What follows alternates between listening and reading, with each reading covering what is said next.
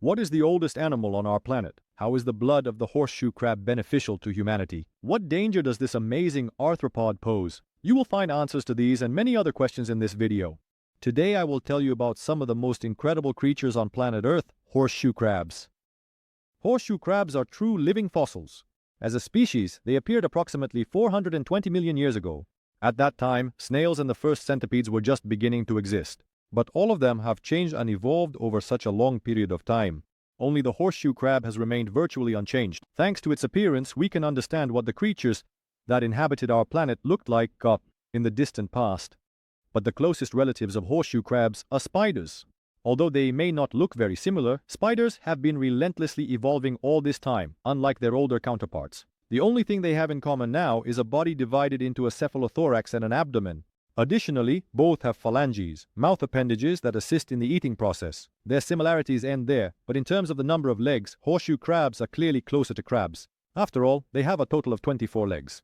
The first 5 pairs are located at the front of the body and are used for capturing prey and movement. The next 7 pairs are located on the abdomen, with the first 2 used for reproduction and the rest have transformed into plates with gill covers. Horseshoe crabs use these for breathing. With such an abundance of legs, horseshoe crabs haven't kept up with their eyes. They have only 2, each consisting of several more eyes. They are covered by a chitinous shell and are a sort of attempt to mimic compound eyes. However, the attempt was unsuccessful. The eyes see very poorly, only some distant shadows or very close objects. It is precisely because of this feature that this species of arthropods prefers to stay in shallow waters where the sun shines brightly. They usually do not go deeper than 130 feet. On one hand, this is good for the ancient crustaceans, as there is a lot of food at such depths, but on the other hand, there are also many dangers here. Most often, these arthropods live on the coasts of North America and South Asia. There they either sit on the bottom or swim. There are only 4 species of these ancient arthropods left on the planet. They mainly live in seas, but are sometimes spotted in oceans. Many extinct species of horseshoe crabs used to inhabit freshwater in the past. Ancient crustaceans exhibit pronounced sexual dimorphism. Females are several times larger than males. This is due to the fact that the beautiful representatives of the species need more time to mature. On average, females mature a year later than males. During this period, they continue to grow and molt several times. There is also another, more obvious reason. The larger the female, the more eggs she can lay, and thus she can pass on more genetic material. Appearance and habits. A horseshoe crab can reach a length of only 12 inches, speaking of the smallest representative of the species. They have a long and thin tail, which is how they got their name. The body of the arthropod is protected from above by a special shell which provides it with proper safety. The shell is divided into 2 movable parts, the prosoma and the opistosoma. The prosoma, which covers the cephalothorax, is also divided into parts. Each of its segments carries a limb. The horseshoe crab is also called the horseshoe because of the shape of its cephalothorax, which resembles a horseshoe. It is the largest part of the arthropod's body, and contains the heart, brain, mouth, and nervous system. Additionally, the prosoma has extra eyes that are responsible not for vision but for light sensitivity. The pointed front edge of its protective shell is needed for the horseshoe crab to travel along the sea floor, partially buried in the sand. The opistosoma is located in the middle of the body and covers the horseshoe crab's abdominal cavity. It has a triangular shape with tubercles located in the center and spines on the edges.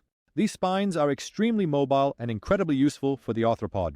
They serve as a defense if someone decides to attack the small arthropod.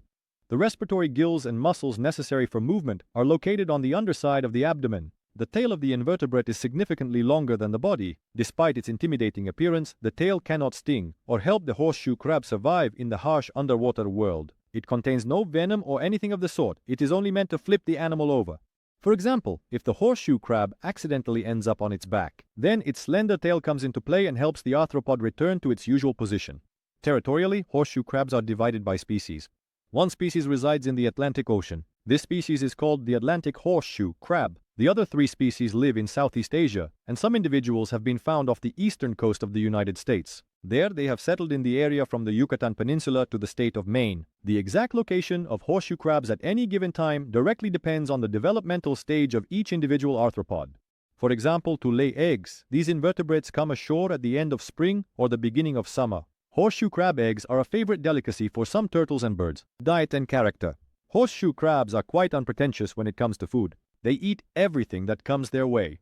The majority of their diet consists of small mollusks, worms, and crustaceans. When such delicacies are not available, they turn to algae, dead fish, organic debris, and other underwater life forms. Horseshoe crabs have a mouth, but they completely lack teeth and jaws. The mouth is located in the middle of the cephalothorax and is surrounded by a dozen small legs. These legs help draw food into the mouth, where it is then directed by small bristles. These bristles are also responsible for grinding the food. Although this is not a quick process, they can chew while attending to other tasks. Horseshoe crabs find food using their sense of smell. However, they detect scents with their legs. The fact is, their walking legs have tiny hairs. These hairs are responsible for the invertebrate's sense of smell, but not only that. These hairs are very sharp and hard, so the horseshoe crab can detect food and then start walking over it to tear it into small pieces. Grinding food is generally only possible for these arthropods while they are walking. Most often, people can encounter horseshoe crabs on the beach during the warm season. At this time, their mating period begins. They come out of the water and gather in small groups. There is one exception. In Florida, these invertebrates constantly remain on the beaches, delighting those around with their appearance. They are most characterized by a nocturnal lifestyle. This makes it easier for them to hunt. They sneak up on their prey in complete darkness, remaining unnoticed. Horseshoe crabs, although omnivorous, are still considered predators. Many people, upon seeing their prehistoric appearance for the first time, immediately think that the horseshoe crab is extremely dangerous. But this is a mistaken belief. A horseshoe crab will never attack a human, nor can it. For such a bold fact, it lacks claws, fangs, or venom. However, a person can get injured by a horseshoe crab out of their own ignorance. For example, trying to grab the arthropod by the tail, where there are very sharp spines that can easily injure a person. If you feel the urge to touch this prehistoric creature, it's better to carefully hold it by the edges of its shell. Often during the mating season, waves can flip horseshoe crabs onto their backs. This can lead to the death of the invertebrate. In this case, if you wish, you can help it by using the knowledge from this video. Carefully lift it, turn it over, and take it to the water. From there, it will manage on its own. Another distinctive feature of these invertebrates is frequent molting. Throughout its life, a horseshoe crab can molt up to 20 times due to growth. These invertebrates have a very dense shell, which will hinder their further growth. Then the horseshoe crab grows a new, larger shell directly under the previous one and sheds the old one when the time comes. This distinguishes them from crabs, which can simply crawl out of a tight exoskeleton. Reproduction. To continue their lineage, horseshoe crabs must undertake a challenging journey. From the deep sea areas of the ocean, they move to the surface towards beaches and shores. The first to arrive at the mating site is always the male, while the female arrives significantly later. Once the females arrive at the site, they begin to release special pheromones that attract the males. This way, they signal their readiness to reproduce. Since these animals are accustomed to a nocturnal lifestyle,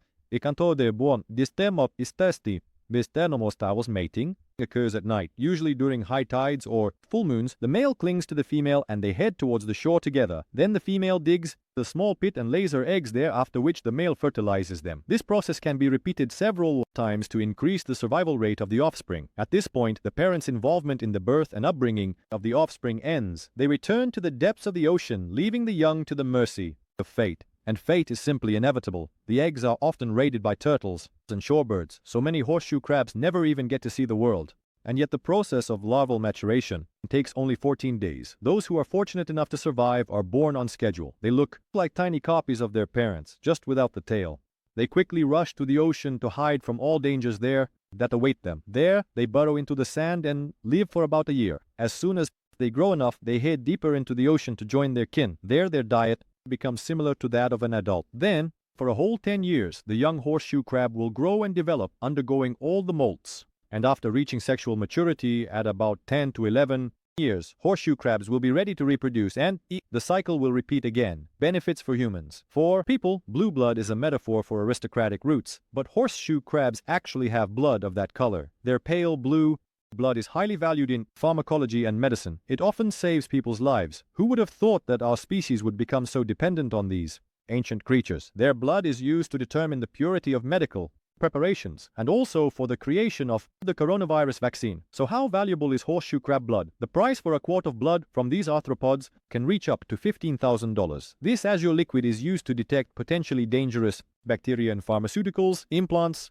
and on medical equipment. It doesn't matter whether it's a scalpel, an artificial hip, or an insulin solution. Horseshoe crab hemolymph will unerringly detect harmful infectious agents. And this incredible feature makes horseshoe crabs extremely necessary for humans. Every year, about 600,000 of these invertebrates are caught from the ocean for blood collection, and the number of horseshoe crabs cannot grow indefinitely. Before they are even born, they are subjected to endless attacks by wild animals, and afterwards, they fall under the threat of humans. Many people around the world are raising the alarm and claim that horseshoe crabs are nearing extinction, and animal rights activists say that such use of these unfortunate arthropods is barbaric. Nowadays, no one kills them anymore. For medical purposes, a third of their blood is extracted and they are released to recover. This approach is considered quite humane, but even here, it's unknown if everything is as good as it seems. At first glance, no one knows exactly how much time is needed for horseshoe crabs to recover their health after being forced to donate. Recently, scientists decided to conduct an experiment to find out what happens to the arthropods after the blood extraction procedure. 28 specimens were selected, caught from the water, placed in containers, and left under the sun for several hours. Then the containers were transported to a warehouse a couple of hours' drive from the ocean, and the horseshoe crabs were left there overnight. Only in the morning, the next day, the blood was drawn from the invertebrates, and they were left again to await their return home until the following morning. And after all these trials, the arthropods were finally released, but not before acoustic tags were attached to them. The experiment showed that 29% of the horseshoe crabs die after such donation, and the issue might not only be due to the extraction of blood. Horseshoe crabs are caught, left in the heat in plastic containers, and transported under terrible conditions. All of this is a severe stress for them. After such treatment, some die while others recover but produce significantly less offspring, become less active, and the lifespan of such an individual is also reduced. Additionally, movement is incredibly important for horseshoe crabs. They need to move at least once every 12 hours, but how can they do this during transportation or in the laboratory? Many of you might think that we have no choice at all. For our own survival, we use these small donors, but that's not the case. There are alternative methods for testing drugs and equipment. However, companies often stick to the testing method that involves using horseshoe crab blood, considering it more reliable. Horseshoe crabs have another feature. They are excellent at navigating underwater. The same individual returns to the same place in the spring to feed well and mate with other individuals. What is the likelihood that one individual could be subjected to repeated forced donation? But that's not all. Horseshoe crabs are often consumed as food. In Asian countries, dishes made from this arthropod are considered a delicacy, and the animal's roe is regarded as an aphrodisiac and is highly valued. But the demand for it is simply incredible, as is the demand for the ancient invertebrates themselves, even though they contain almost no meat. And although the horseshoe crab may not attack humans, the plate, it can cause significant harm. The body of the arthropod contains tetrodotoxin, which can not only poison but also kill enthusiasts of such delicacies. However, this does not deter people from eating horseshoe crabs, but on the contrary, it only fuels their interest. But that's not all. The roe of this invertebrate often causes allergic reactions, which can vary from person to person. About 100 years ago, fishermen saw horseshoe crabs as competitors for fish. During that period, the mass extermination of these invertebrates began, and by our time, the population has not fully recovered. In addition, these fossilized invertebrates are used as fertilizers, additives in animal feed, and for making bandaging materials. Fishermen use horseshoe crabs as bait for certain types of fish, and, of course, many people use them for interior decoration. All of this collectively brings horseshoe crabs closer to extinction each year.